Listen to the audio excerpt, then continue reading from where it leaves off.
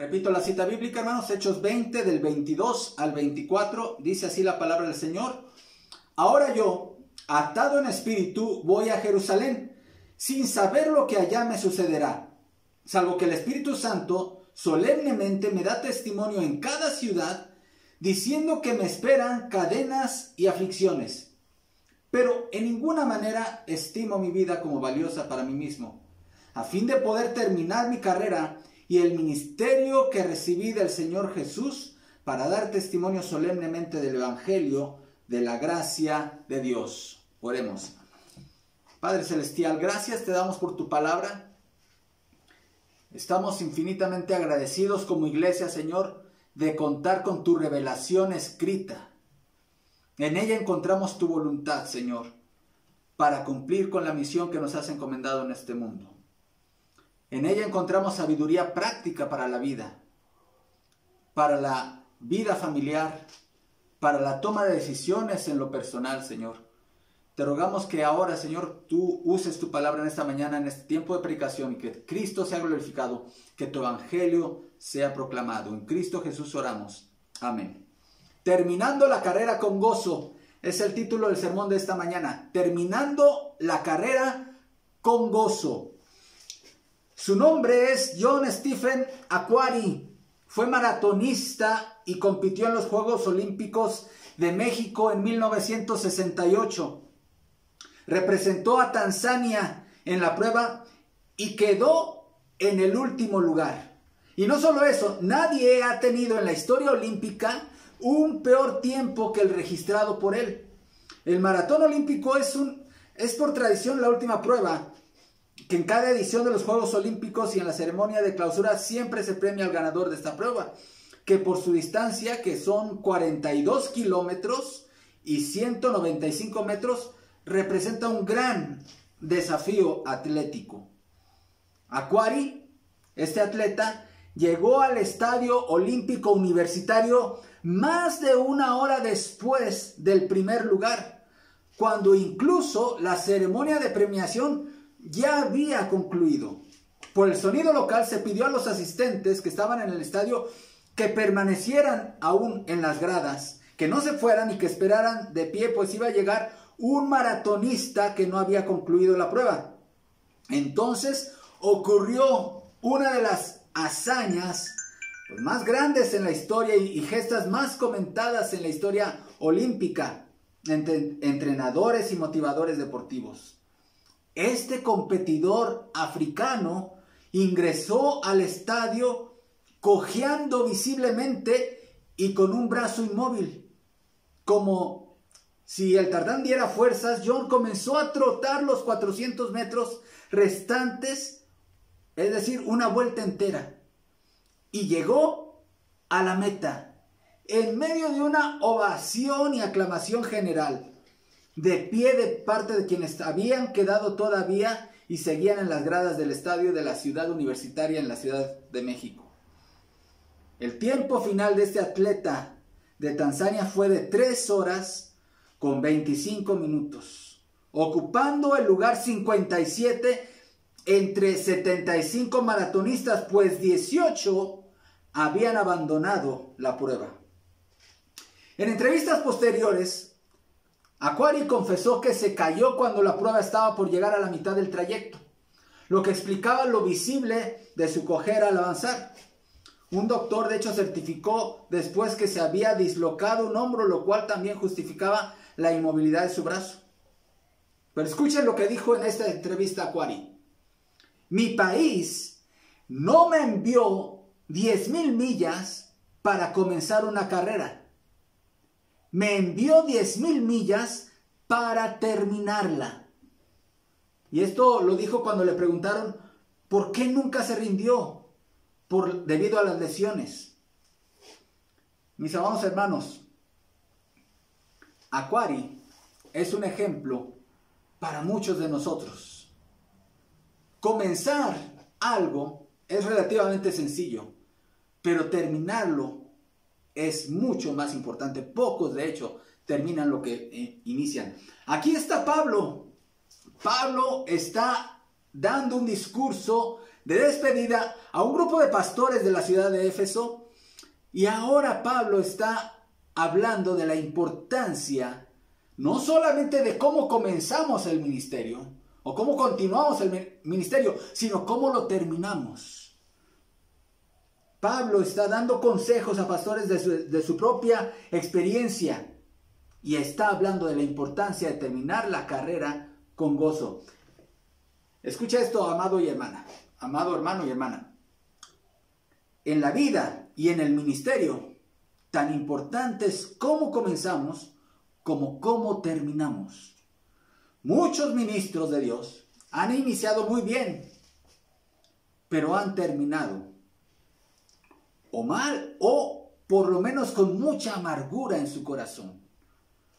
El recuerdo de su vida ministerial normalmente no es grato, no terminan la carrera con gozo. Y cuando hablo de haber terminado mal, no me refiero necesariamente a tropiezos morales, sino a una amargura en el corazón a la hora de recordar su vida ministerial en la iglesia. Ahora, Pablo no quería terminar así.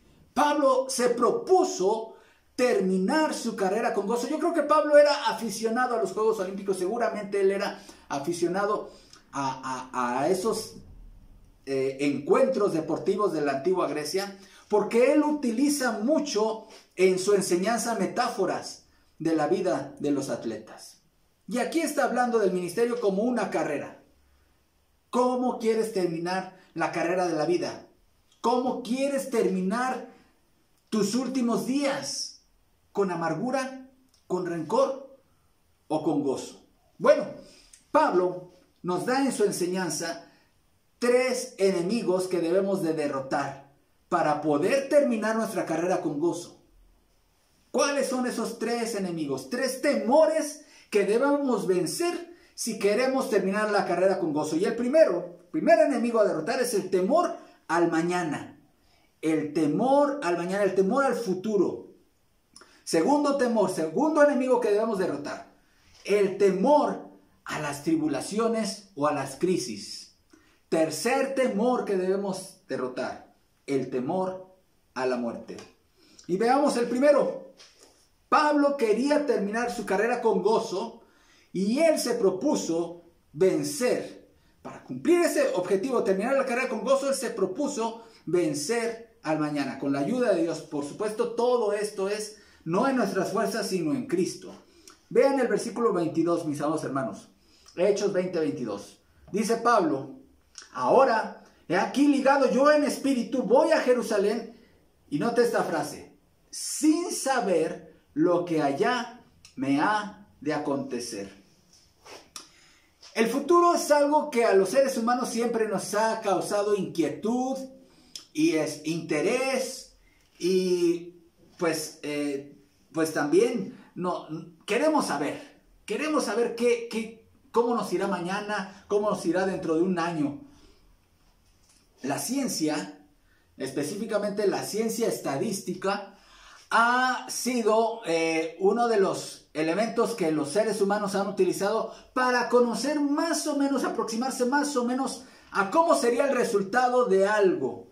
Por ejemplo, si alguien va a emprender un negocio, existe a través de métodos estadísticos una manera más o menos aproximada de conocer el resultado de su inversión, de qué tan alto es el riesgo dependiendo de cómo se va moviendo el mercado en lo cual quiere invertir su capital. En nuestra profesión médica, en nuestra especialidad médica, la epidemiología, es posible también predecir el comportamiento de diferentes eventos epidemiológicos en un futuro, en el futuro inmediato y en el futuro más alejado. La gente quiere conocer el futuro. Pero aquí está Pablo, el cual tenía, no olvidemos esto, hermanos, Pablo tenía ya muy claros sus planes. Desde el punto de vista ministerial y misionero, él ya había fijado sus ojos en el fin del mundo conocido para esa época, que era España. Pablo quería ir a España a llevar el evangelio hasta allá, donde más allá pues ya no había nada, o por lo menos no se conocía que hubiese algo. Y Pablo se había propuesto primero pasar por Roma y de ahí pasar a España. Pero antes, hermanos, antes de cumplir con ese propósito, Pablo quería cumplir con otro objetivo. Servir de ayuda, servir de canal de bendición a una necesidad que estaba ocurriendo en las iglesias de Jerusalén. Los hermanos de Jerusalén estaban pasando por una crisis económica muy fuerte, habían caído en una pobreza muy profunda y Pablo, enterado de eso, empezó a recolectar ofrendas entre las iglesias que él había fundado en la zona tanto de Macedonia como de Acaya.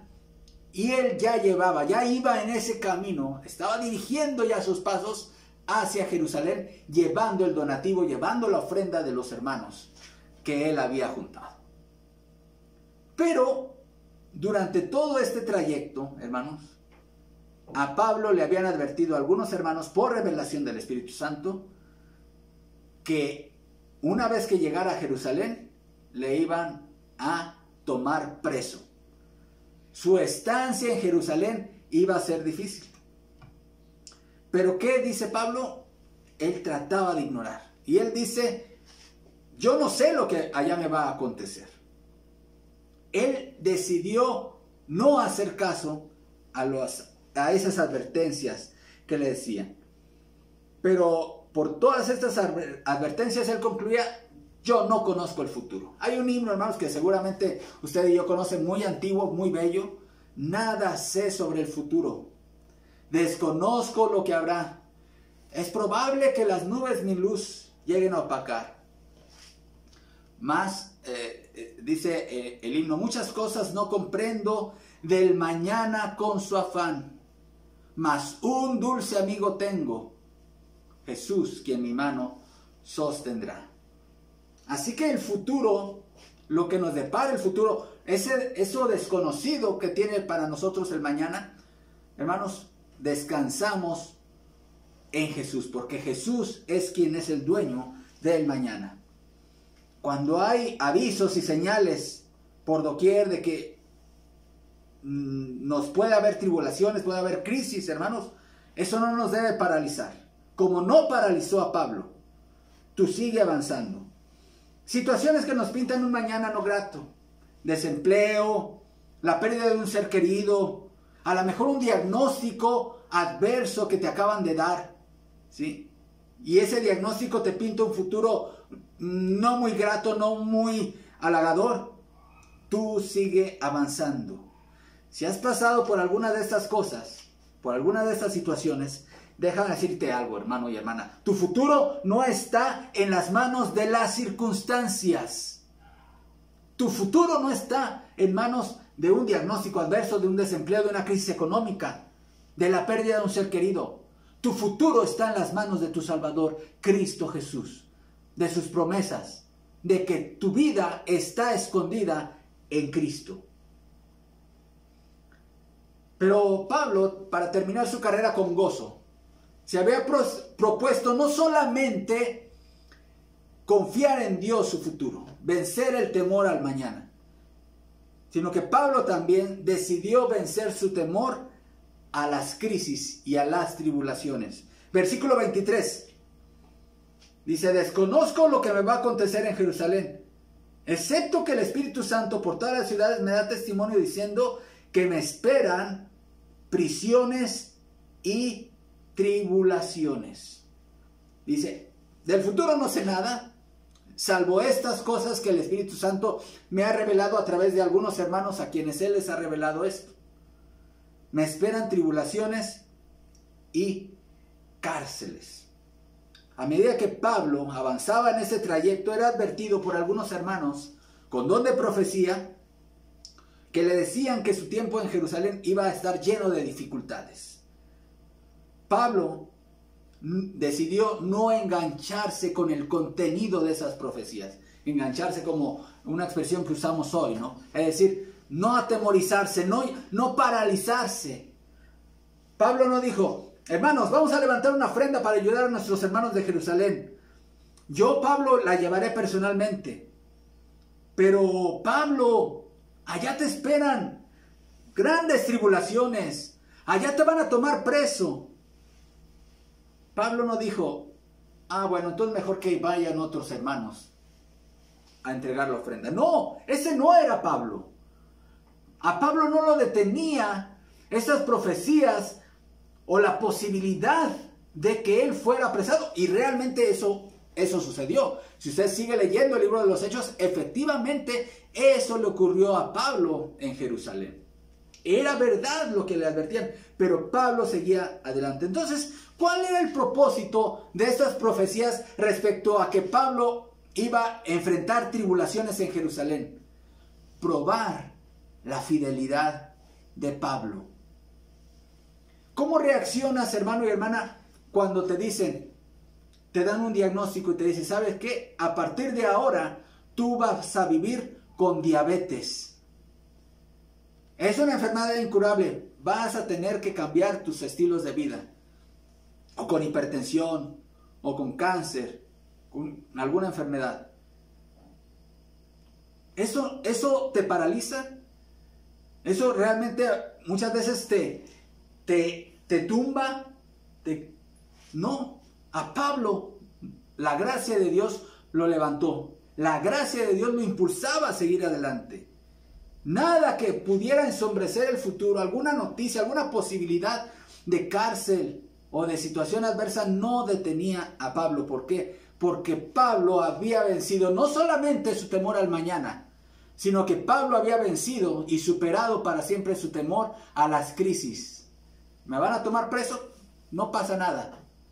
Desde la cárcel podré servir a Cristo de alguna manera, sin temor a la tribulación. Pero también, hermanos, Pablo se propuso terminar su carrera con gozo, porque no solamente venció su temor al mañana, no solamente venció su temor a las crisis y a las tribulaciones, sino que venció, por la gracia de Cristo, venció su temor a la muerte. Vea el versículo 24. Pero de ninguna cosa hago caso, ni estimo preciosa mi vida para mí mismo. Esta frase, ni estimo preciosa mi vida para mí mismo, con tal que acabe mi carrera con gozo y el ministerio que recibí del Señor Jesús, para dar testimonio de la gracia, del evangelio de la gracia de Dios. Esto es paradójico, porque quienes amamos más la vida y defendemos la vida, los cristianos, a la vez hemos superado el temor a la muerte. La muerte, nadie nos espanta a los cristianos con quitarnos la vida. Alguien en una ocasión estaba apuntando con una pistola, le quería asaltar al gran predicador del siglo XIX, Dwight L. Moody. Y él se empezó a reír. Dice, ¿vas a dispararme? Dispara ya, porque quiero entrar al reino de Dios. Es el día que es más glorioso para mí. Dispara. Se consternó aquel hombre. ¿Por qué? Porque para el cristiano la muerte, por supuesto que no la deseamos, no la buscamos y no la procuramos. Pero sabemos lo que es la muerte. Nuestra entrada a la misma presencia de Dios. El cristiano, por definición, es alguien que ha vencido su temor a la muerte. Ve a tu alrededor, hermano. Platica con cualquier persona en la actualidad. Personas muy intelectuales. Personas que han leído mucho. Personas que tienen mucha afinidad con filosofías de todo tipo. Pero una característica que tienen, el pensar en su muerte les aterra. ¿Por qué al cristiano no? Porque el cristiano tiene su fe en el Cristo vivo. Cristo venció la muerte. Nuestro Señor venció la muerte en la cruz y en su resurrección. Por lo tanto, la muerte es un enemigo ya derrotado, ya vencido para nosotros, hermanos. Pero un cristiano, el verdadero discípulo de Jesús, está dispuesto a dar su vida por su maestro. Nuestro Señor Jesús dijo en Lucas, vaya conmigo a este pasaje, Lucas 17:33. Acompáñame y vayamos juntos a este pasaje. Dice el Señor Jesús, todo el que procure salvar su vida, la perderá. Y todo el que la pierda, la salvará. Esto está hablando de la posibilidad del martirio por la fe cristiana. También cuando habló de las demandas del discipulado, cuando Jesús advirtió de las demandas del discipulado, y ahora vaya a este pasaje, Lucas 14:26. Vea lo que dijo Jesús. Si alguno viene a mí y no aborrece a su padre y madre y mujer e hijos y hermanos y hermanas, y aún, note esto, y aún también su propia vida, no puede ser mi discípulo. No puede ser mi discípulo. Quiere decir, hermanos, ¿qué está diciendo? ¿Qué está diciendo Jesús aquí? Jesús está diciendo que tu vida, tú debes estar dispuesto a perder la vida por seguirlo. Nadie que quiera seguir a Jesús puede buscar el confort. Uno tiene que firmar su renuncia a todo, incluyendo a su vida terrenal. Esa es la demanda del discipulado. Esas son las condiciones que puso Jesús para quien lo quiera seguir. Ahora, mis amados, todos necesitamos algo por lo cual vivir. Cuando una persona ya no tiene un motivo, una razón por la cual vivir, en ese momento empieza a morir. Muchas veces esa es la crisis del jubilado. ¿Sí? Aquella persona que ya de repente ya no se encuentra en su etapa de retiro, pero nunca se preparó para un proyecto al cual dedicarse después en su vida de jubilado. Y como no encuentra, ya no tiene una razón por la cual vivir, sus hijos ya crecieron, ya todos tienen sus familias, y entonces empieza a tener un deterioro en su salud física y emocional. Pero el cristiano verdadero, el discípulo de Jesús, tiene algo por lo cual vivir, y ese es el reino de Dios. El reino de Dios, la misión de Dios es la misión del cristiano. Dar testimonio del evangelio, de la gracia de Dios, definía la misión de Pablo. Esa era su vida. Quien ha consagrado su vida para Cristo no tiene temor de morir por Cristo. Vean cómo Pablo expresaba esto en Romanos 14:8. Vayamos juntos a este pasaje, Romanos 14:8. Pues si vivimos, para el Señor vivimos. Y si morimos, para el Señor morimos. Así pues, sea que vivamos o que muramos, del Señor somos. También en este pasaje conocido del apóstol Pablo dice, para mí el vivir es Cristo y el morir es ganancia. Pablo veía el futuro y el día de su muerte no con tristeza, no con terror, no con pavor. Pablo veía el día de su muerte como un día glorioso. Vean cómo él estaba seguro de la vida después de la muerte. Él no tenía ninguna duda en su corazón. Acompáñenme a ese pasaje ahora en 2 Corintios 5:1. 2 Corintios 5:1. Escuche cómo Pablo expresa de esa transformación, esto que ocurre al morir cuando somos cristianos. Porque sabemos que si nuestra morada terrestre se refiere a nuestro cuerpo físico, este tabernáculo se deshiciere, tenemos de Dios un edificio, una casa no hecha de manos, eterna en los cielos. Se refiere al cuerpo del cual seremos revestidos para habitar el reino de los cielos.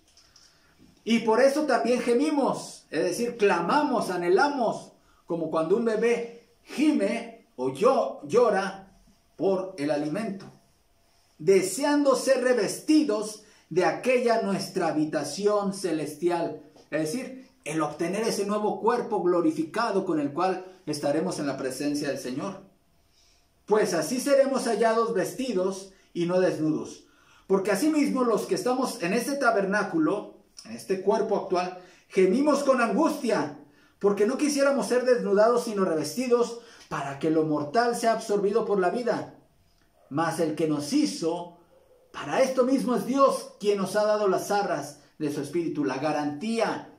Dios nos ha garantizado por su Espíritu Santo que esto ocurrirá con el cristiano.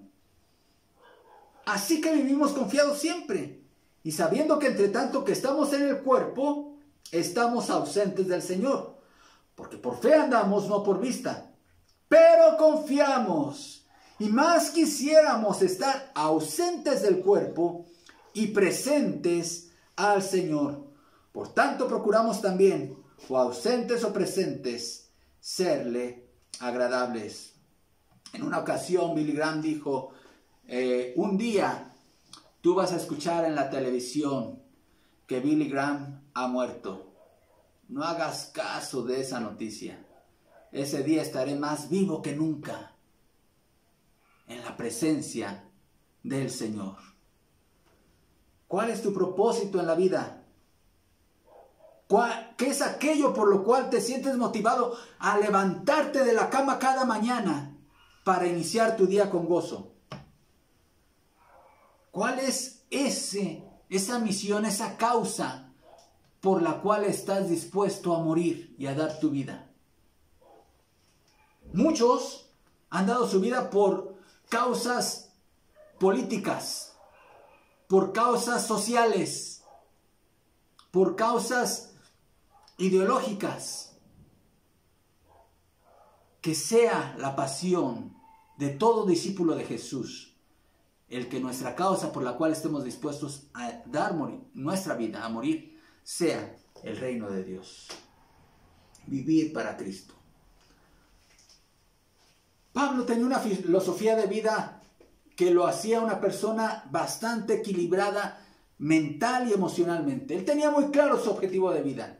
Yo vivo para proclamar el Evangelio, para dar testimonio de la gracia, del Evangelio de la gracia del Señor Jesucristo. Y quiero terminar mi vida y mi ministerio con gozo. No lo quiero terminar ni frustrado, ni amargado, ni acomplejado, ni diciendo, ay, eché mi vida a perder. Me hubiera dedicado mejor a rabino. Me hubiera dedicado a otras cosas, a mi negocio de hacer tiendas, a hacerlo prosperar.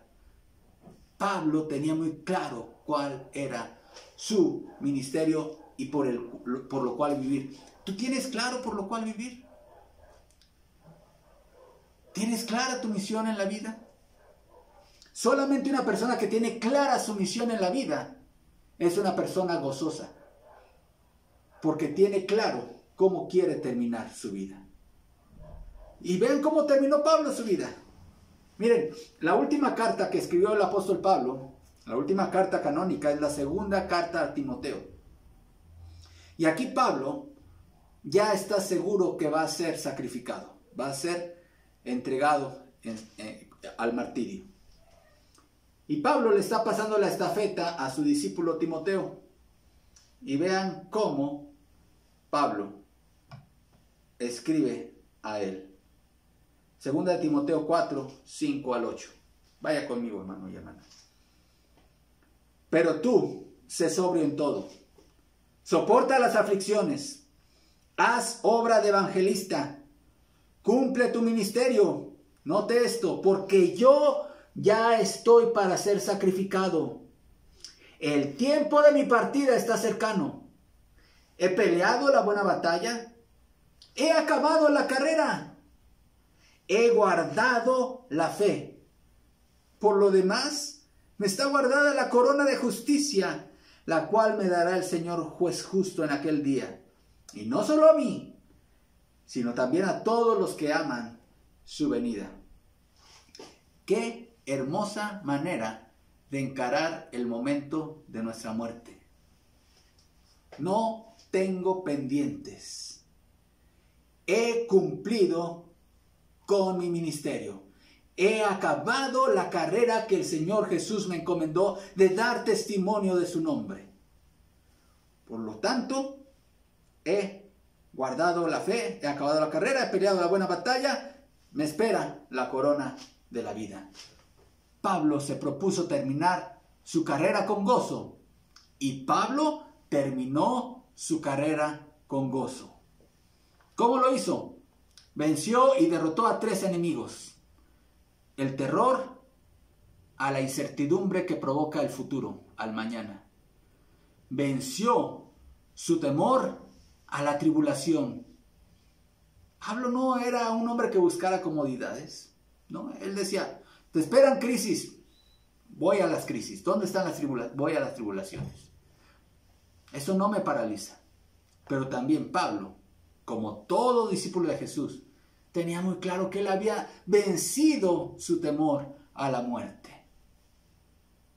Por lo tanto, cuando una persona ha derrotado a esos 3 enemigos, es una persona que vivirá, correrá con gozo y terminará su carrera con gozo. Que ese sea nuestro objetivo en la vida también, hermanos. Cristo mismo fue alguien que se propuso dar su vida por redimirnos. Cristo venció la muerte, decíamos hace un momento. Él vino al mundo, se encarnó. Y en su muerte, Él nos dio vida. En Cristo Jesús hemos encontrado el sentido de la vida. ¿Por qué vive la gente hoy? La gente hoy vive por lo material. Busca las riquezas. Busca el placer. Busca el no sufrir. Y toda su vida la dedican a estas causas muy terrenales. Pero Jesús dijo, busquen primeramente el reino de Dios y su justicia. Y todas estas cosas, vestido, alimentación, sustento, les serán añadidas. ¿Cuál es tu objetivo por el cual vives? ¿Vives para Jesús? ¿Estás viviendo para Cristo o estás viviendo para ti? Quiera el Señor que si tú eres cristiano, si tú eres cristiana, realmente estés dedicando tus fuerzas, tu intelecto, tus recursos para expandir el reino de Dios en esta tierra. Y si tú nos escuchas en esta mañana, alguien quizá te invitó, un amigo te invitó y tú no te identificas con el cristianismo, no te identificas aún con la fe cristiana, pero has escuchado este mensaje, quiero decirte que Jesús te ama. Jesús desea perdonar tus pecados y desea tener una relación personal contigo. Él te llama y te está llamando hoy una vez más a que vengas a Él, le entregues tu vida, lo declares como tu Señor y tu Salvador y que vivas la vida más excelente que te puedas imaginar, que es la vida en Cristo. Ven a Cristo hoy. Ven a Cristo hoy y derrotarás estos 3 enemigos. El miedo al futuro, el miedo a las crisis y el miedo a la muerte. Cristo te está llamando. Oremos. Padre, gracias por tu palabra. Gracias, Señor, porque en Cristo nuestro futuro está asegurado. Tú nos has dado la garantía a través de tu Espíritu Santo de que sea lo que sea que venga mañana, problemas de salud, problemas económicos, crisis sociales, crisis ambientales, lo que sea que pueda venir, Señor, no nos espanta, porque quien está en Cristo, Señor, quien está en Cristo está seguro. Te rogamos, Padre, que tu palabra llegue a los corazones que aún no te han confesado, que aún no han creído en ti. Y te rogamos que a quienes estamos, Señor, en tu camino, nos ayudes a vivir vidas que reflejen esa fe, esa seguridad, Señor. Que nos ayudes a poner los ojos en lo eterno y no en lo terreno. Sé glorificado en Cristo Jesús. Amén. El Señor les bendiga, hermano.